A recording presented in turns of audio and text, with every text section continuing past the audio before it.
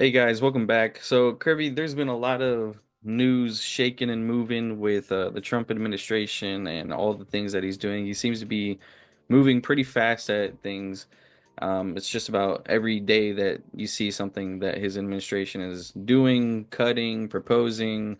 So it's interesting. So, as we know, and we did a video beforehand, before he was elected. Yeah, before he was elected, um, on his proposal to cut taxes for overtime workers.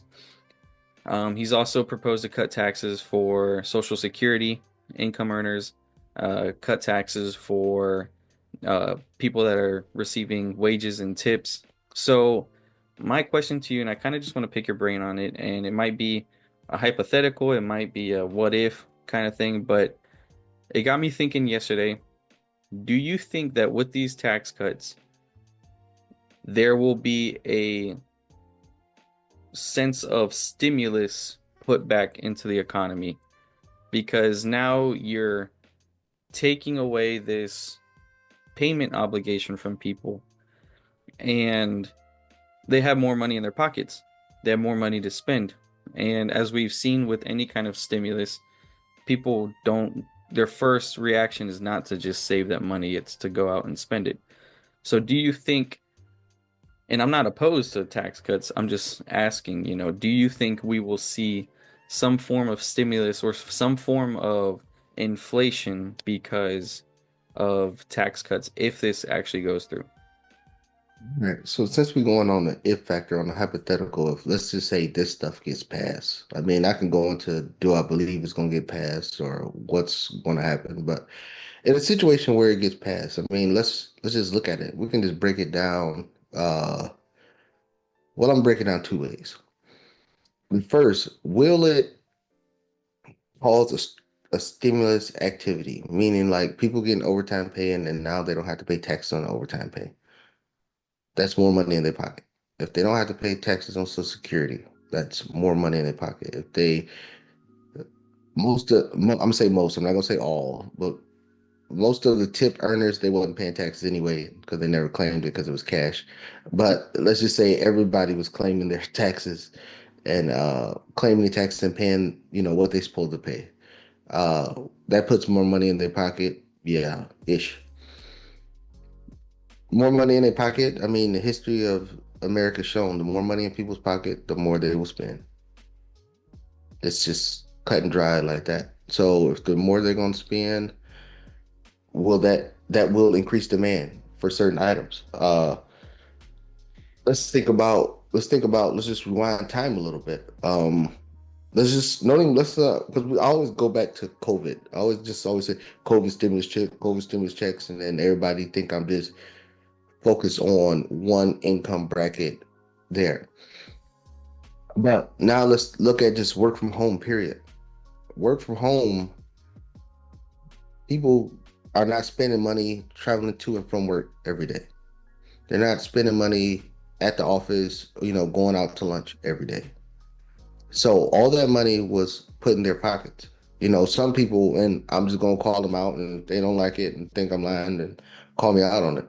A lot of people who had kids that's before school age, so with 0 to 4, 0 to 5, they stopped paying for daycare and just had their kid at home with them so they didn't have to pay for daycare.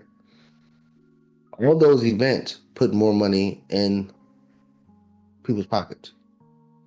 And they didn't sit that money to the side and say, oh, well, maybe one day I'm gonna have to go back to the office. So I might need to just set this money to the side for in case when I go back to the office, this is stuff I have to pay. Well, they did. Well, they just spent it. How do I know? How do I know they just spent it? I know that's the question. Because now look at the well, first Trump's initiative of you know ending work from home. Now corporations are moving from work from home to coming back into the office.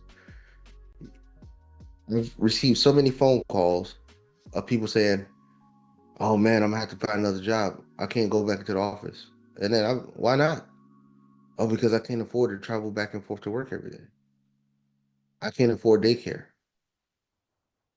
And they've been working. They can't afford these different items that they had already that they was taking off, and they didn't say, "Oh, it might come back." They just thought this was a forever thing of just work from home. So they spent it.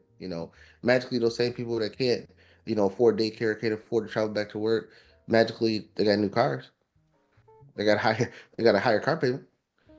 So that's what they did with the money. They went and used it for something else. They acquired another bill. Now they're spending the money that they had allocated for gas going to work and for childcare and for the lunches and every day that they spent at work. Because most people ain't brown bagging it to lunch. I don't want to hear all that, but most people. I mean, I know there's some outliers out there that might get in the comments and say, "Oh yeah, well, I always bought lunch." But yeah, for a majority, most people go and buy lunch. So people just took that money and then they just found another bill.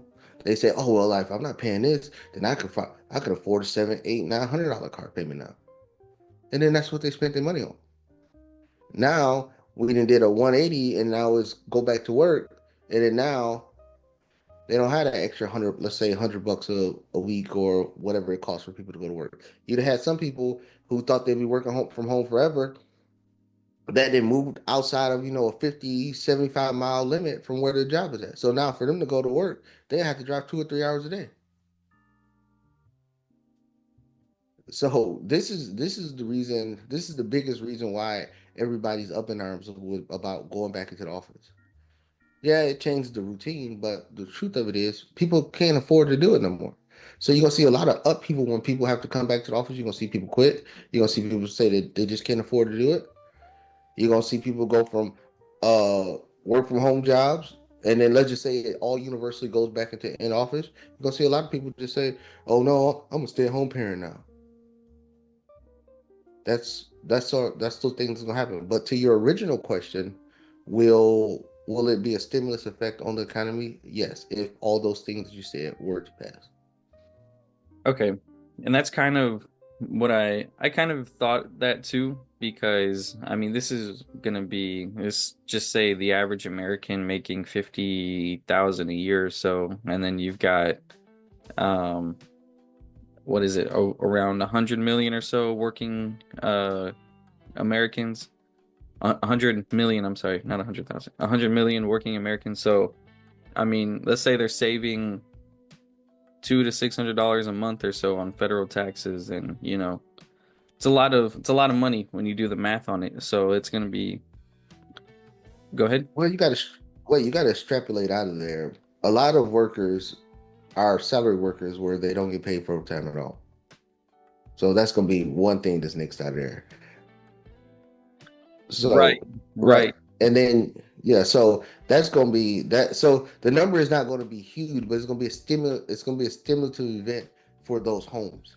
I got ahead of myself because I also remembered he was talking about cutting the federal income tax, but I didn't mention that as one of my points. We'll do that on another video.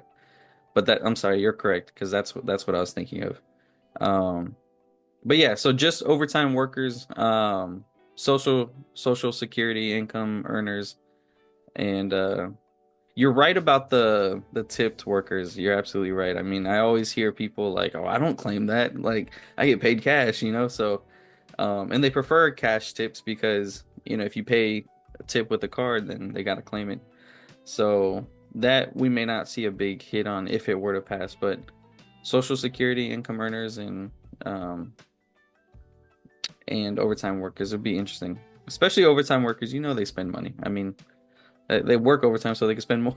So, Yeah, you work hard to play hard. And yeah. then, but the thing is okay, we can bring that in there. Just the tax cut in general. The tax cut is going to be a couple points out, maybe for a lot of people, put them in a different tax bracket percentage wise. But normally with inflation, let's just call it inflation. With inflation, it's within 2 years it won't even matter that. I mean, I don't know how big tax cuts will be, but Yeah. if I'm thinking it's going to be a couple points, you go from a 22% tax bracket to a 20% tax bracket, you go to a 15% tax to a 2.5%, I mean 12.5% tax bracket, then you pay 2% less in federal taxes, but of course insurance is going to go up, uh, healthcare is going to go up, all that other stuff is going to go up. So inflation is going to wipe that. that little part off of the bonus, that especially when you're talking about people making less than 100,000 a year. People Yeah. making less than 100,000 a year, that stuff is going to get wiped out by inflation, especially with all the tax cuts is a stimulative event. So, like we said back, now I'm about to bring up COVID for some reason, but back in COVID, when everybody, Florida said we're going to, minimum wage is $15, and then people cheering and not, and this is before the bill got passed or before it was voted on. I was the one that was jumping up and down saying, okay, remember, you couldn't afford to live on minimum wage in Florida beforehand. So when they raised the minimum wage to $15 an hour, you're still not 2 or 3 years after it gets to $15 an hour, you're still not going to be able to afford to live in Florida because the cost of everything is going to eclipse that. And then now we look at it. We look at it. Rents then double, triple. Car payments then double, triple. Insurance in Florida then double, triple. So all that stuff, cost of food, groceries, gas, all that stuff has went up. And then those same people making $15 an hour now, they can't afford to live in Florida. The average rent for a two-bedroom place in a metro Tampa, we're not going to use Miami. Miami's an outlier, but the metro Tampa Lakeland area, what is the average rent over there for a two-bedroom In in in Tampa, Lakeland? in Lakeland, No, Lakeland. Yeah. two bedroom probably about 16 to 1800 around there. 16 to 1800. So you making $15 an hour, you make $31,000 a year. That's pre-tax. To rent a place, you need to make three times the monthly income of what the rent is. So if we just gonna stick to gross, we're just gonna stick to gross. So that's around $2,600 a month. If the average rent is $1,600, so double that, just having double the income is 32. Yeah. Double the income is 32. So that's why they priced themselves out again. Like I said, it's only been a couple of years since we got it to 15,000 an hour. Matter of fact, it don't even come fully into $15 an hour to what, 2026? Yep. And now people can't afford to live already. Yeah. So yeah, so all these things that put more money in people's pocket, and I'm not against people having more money. I'm just showing the cause effect. The more money that's put in people's pocket, people know this. So when Florida said, "Oh, we're raising the minimum wage to $15 an hour," landlords know the minimum wage is $15 an hour. Landlords know, "Oh, now I can raise rent." Healthcare companies know, "Oh, I could charge more in healthcare." Everything, businesses, goods that they sell at stores, they know people have more money. So everybody's trying to get that extra money because they ain't trying to get you to save it. And that's what's gonna happen, and that's what happens across the country. I'm not blaming Florida. I'm not blaming tax cuts or whatever. That's the cause and effect of putting more money in people's pockets. Everybody knows that you have more money. It ain't like you secretly won the lottery and nobody know. So so you could just sit up in a $600 apartment and be like, oh, nobody know I have more money. Everybody know you have more money, and they're coming to get it. And that's the same thing that's gonna happen with tax cuts and everything else. Yeah. With that said, guys, if you have any questions, let us know down below. Don't forget to send us content, like this video, share, subscribe. We'll see you guys on the next one.